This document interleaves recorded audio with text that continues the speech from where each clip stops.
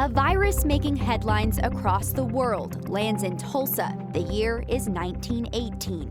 The U.S. enters World War I. The Tulsa World's front page isn't a list of those fighting and dying in France, but Spanish flu victims. The world would later write, quote, "There were more of them."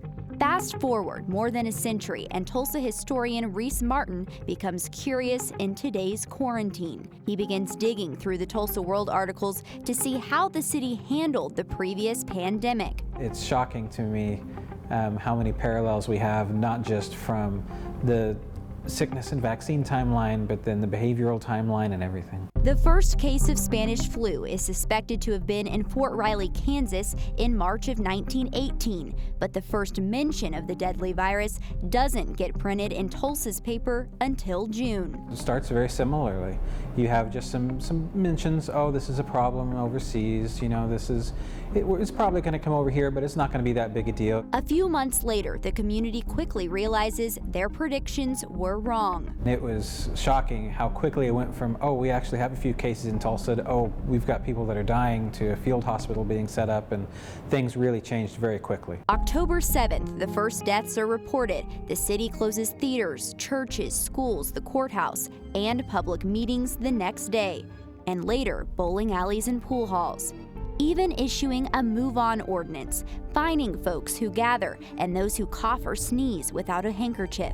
The thing that stood out to me the most was honestly how much stricter things were. Tulsa has a response plan with the Red Cross, converting a detention center at First and Elgin into a temporary hospital that would be known as the Ark. Dolly Brown McNulty is the nursing supervisor of the clinic, a woman who knew her calling and followed it, founding Morningside Hospital out of a home at 5th and Boulder in 1918. Present day, nothing is there but the IDL, because McNulty broke ground a few years later on what is now Hillcrest. Is it safe to say that Hillcrest was born out of a pandemic?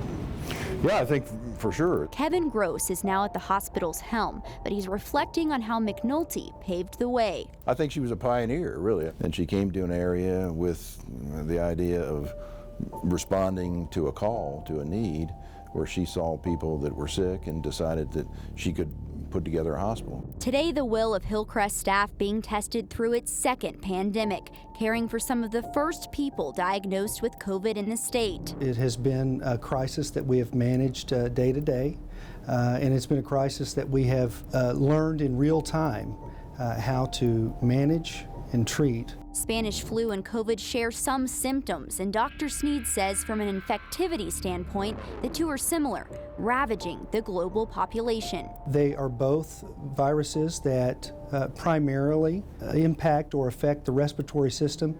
The difference, however, I think with COVID-19 is that we have seen that it impacts and can affect other organ systems that we weren't really prepared for. It may be years before we know everything about COVID, but if another pandemic happens a century from now, we have to be prepared. The Spanish flu took nearly 7,500 Oklahoma lives, although some think that could be underestimated, leaving minority populations out.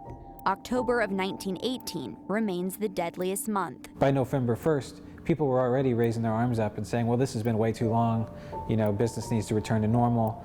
And the doctors are pleading with people, look, we really need to stay quarantined. And a lot of those headlines could be lifted right out of 2020. Headlines that may indicate human nature lasts longer than a virus. Lily Cummings, News Channel 8.